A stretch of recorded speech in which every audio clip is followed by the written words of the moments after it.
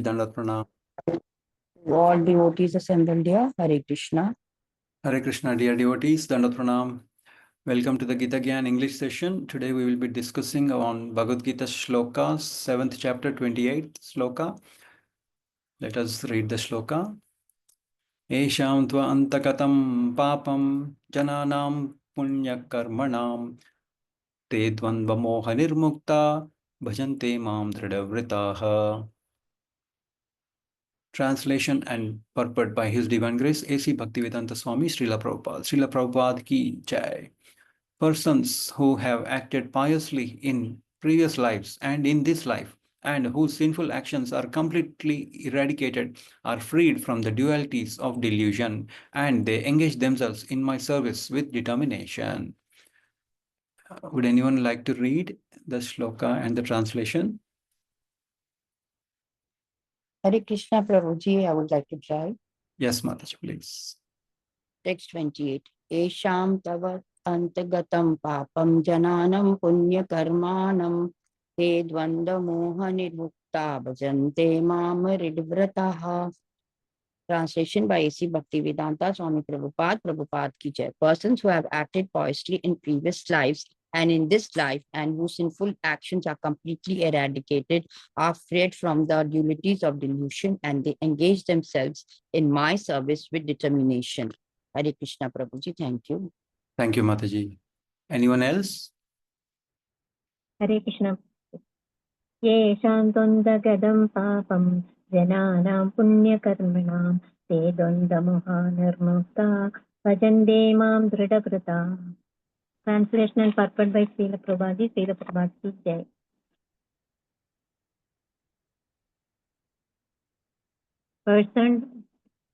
Persons who have acted piously in previous life and in this life, and whose sinful actions are completely eradicated and freed from the dualities of delusion, and they engage themselves in my service with determination. Hare Krishna. Thank you, Mataji. Danda Pranam. Hare Krishna. We'll just discuss about the shloka.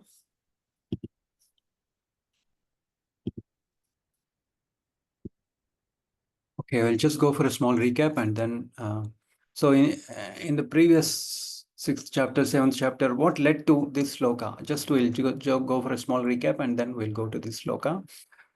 So in the 6th chapter, the Lord talks about different ways. He doesn't speak about straight away Bhakti Yoga. He speaks about different, you can do different yogas also. It's not like he's not giving us options. There are other options also. So he talks about, the Lord talks about engaging the mind, body, self in relationship with the Supreme. We have to go to the secluded place, right? Carefully control the mind, free from desires or feelings of possessiveness, right? He speaks about control on eating and sleeping.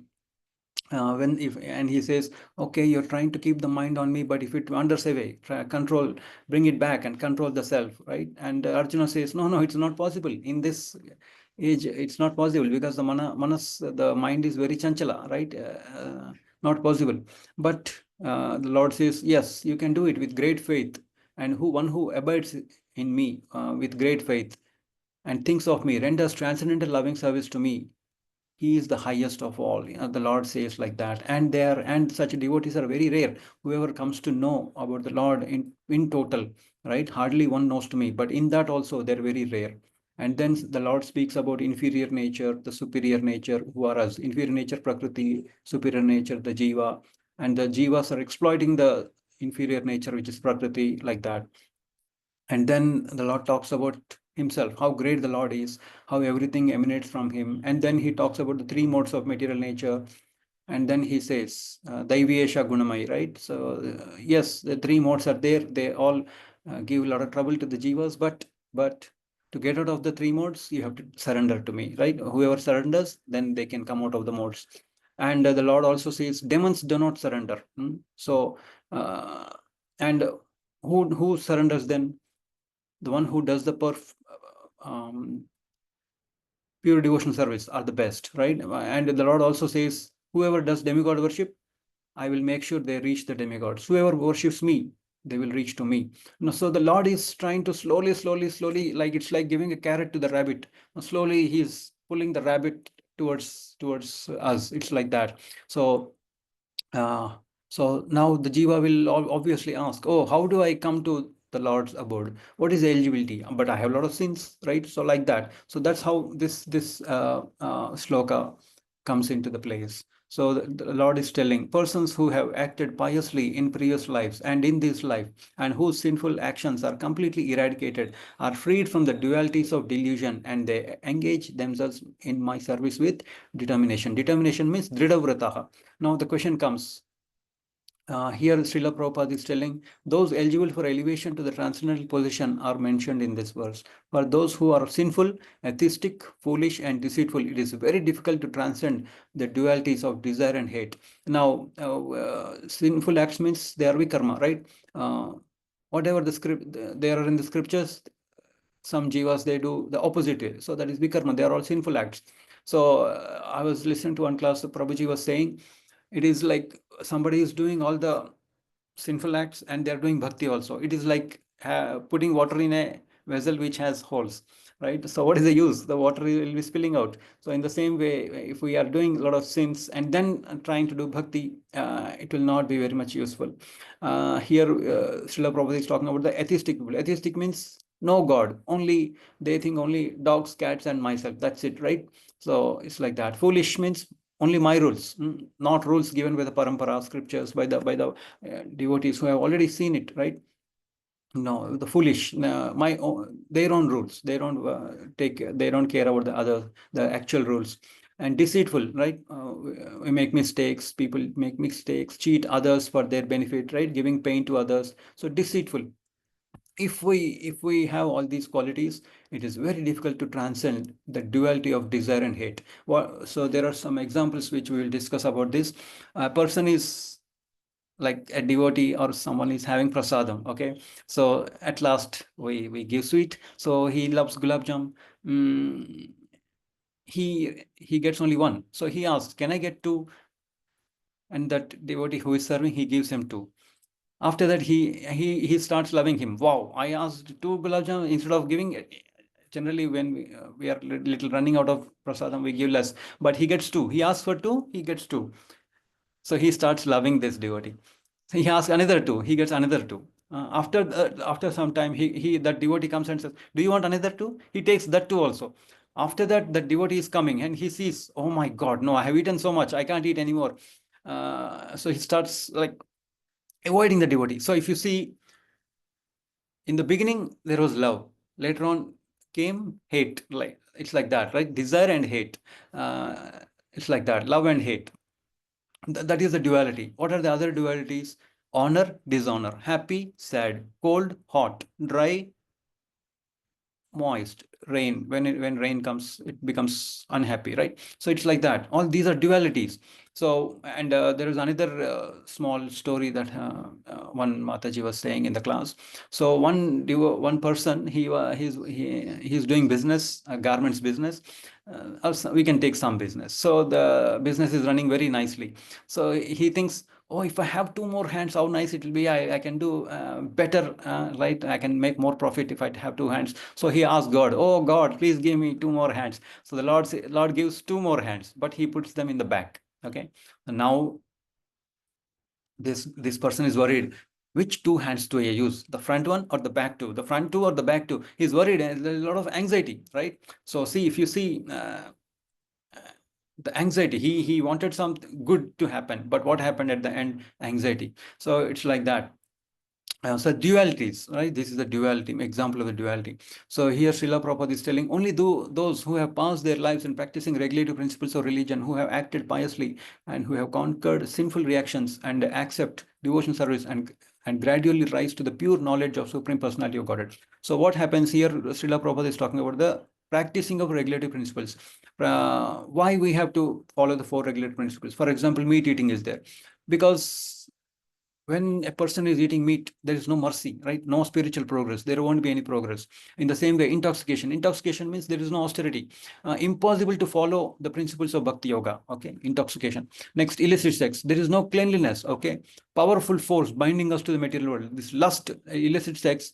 First of all, there won't be any cleanliness, and next will be, this is a powerful force. It acts as a powerful force binding us to the material world. So it becomes very hard for us to transcend, to get out of this material world, to think of the spiritual world, to do the acts that will support us to go back to come back to God. And gambling. Gambling means there won't be any truthfulness, right? There will be greed, envy, anger. In this stage, it's impossible for a devotee to follow the principles, to go back to Godhead. So that's why, that is the reason we have to practice these 4 regulative principles, right? And here Srila Prabhupada is telling about, we have to act piously, okay? Act piously. And we have conquered sinful reactions. How we can conquer sinful reactions? It says, Punya Sravana Kirtanam. Punya Sravana Kirtanam means, I was listening to a class given by His Grace Sanatan Nitai Das Prabhuji. He is telling human being means following 4 regulative principles. If a person is not following 4 regulative principles, he is not considered to be a human being, right? So, and the other thing is, when we don't follow the 4 regulative principles, what happens is we won't get the taste, taste of chanting and hearing, right? We won't get the taste if we are not following the 4 regulative principles. So that's why sometimes devotees say, oh, I'm not getting the taste. I have been in Krishna consciousness such a long time, because it's not 4 regulative principles also, and attention to the material things also. It will deter us to have taste of chanting and hearing. So that's why we should stay away from these, right? So, and what will happen later on, though slowly, if we follow the 4 regulative principles, what will happen? Gradually, we'll rise to the pure knowledge of Supreme Personality of Godhead. So it is called Jananam Punya Karmanam. That means, how we can get to this stage, Jananam Punya Karmanam, by reading Bhagavad-gītā, Srimad Bhagavatam, by chanting the holy name of the Lord. Then we can come out of the illusions, right? Slowly, we can conquer our sinful reactions. When we chant the holy name, slowly, the Lord, attentively, slowly, the Lord will remove the effects of all our sinful reactions. Okay.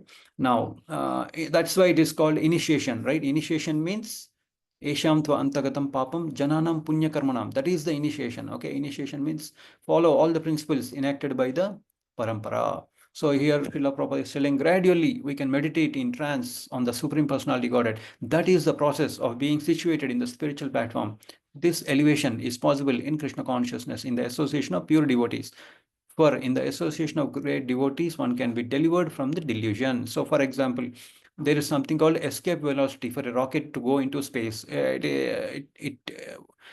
Like the speed is 11.2 kilometers per second. If it goes more than that, then only it will keep moving. If it doesn't move that much speed, it will fall down, right? So in the same way, if we want to do a lot of good bhakti, we want to stay away from the sins, away from maya, away from moha. That means we should be we should do our bhakti in such a way that escape velocity, we should utilize that escape velocity. We should have that escape velocity. If we are not able to do our bhakti, we are not able to get out of sins, get out of maya, get out of moha, that means we don't have escape velocity. Okay. Dridhavrata. When a person is having dridhavrata, when a person is having a lot of determination, that means that person is having escape velocity, right? Escape velocity only if we don't do sins, right? So this we can have escape velocity only if we don't do sins, okay? Following all the regulative principles, doing Sravanam Kirtanam, like that. No dridhavrata, no determination, no dridhavrata means what will happen? There is always a chance that we will fall down. Okay, so now sometimes in the developed world, how you can't tell someone come and do Shravan Kirtan. It's not possible. So what do? They bring for yoga classes. They will advertise yoga. Oh, we are doing yoga classes. Then they will start doing pranayam, and then slowly they will introduce Hare Krishna Mahamantra. In the same way, they will advertise for recipe classes. Oh, we are cooking Indian classes, Indian cooking. Then slowly in that classes, oh, to purify this, we have to chant the prayers, right? Hare Krishna Mahamantra, like that. So slowly, and by giving prasadam, 3 ways, okay? By giving prasadam, we'll give salads, whatever they like, right? Salads, cakes, sandwich, like that. Like that. Slowly, they will get attached to the Krishna consciousness, like that. We can't tell them, oh, day one, chant holy name. It's not possible because they are addicted to being happy in the material, in the developed world. They want to be happy. You tell them to chant holy name, it's not possible for them straight away. So here Srila Prabhupada is talking about in Srimad Bhagavatam 5.5.2, if one actually wants to be liberated, he must render service to the devotees, right? But one who associates with materialistic people is on the path leading to the darkest region of existence, right? So Mahat Sevam Dwaram Ahur Vimukte, right? One is render service to the devotees. The other one is Tamo Dwaram Yoshitam Sangi Sangam. That means association of the materialistic people is on the path leading to the darkest region of existence. So that's why if you've seen, the best example is Srila Narad Muni, right? What did they do? 4 months, it was all raining, right? A lot of sannyasis, the devotees, they don't move around at that time. So 4 months, devotees stay in their house nicely. Mother and Narad Muni nicely, they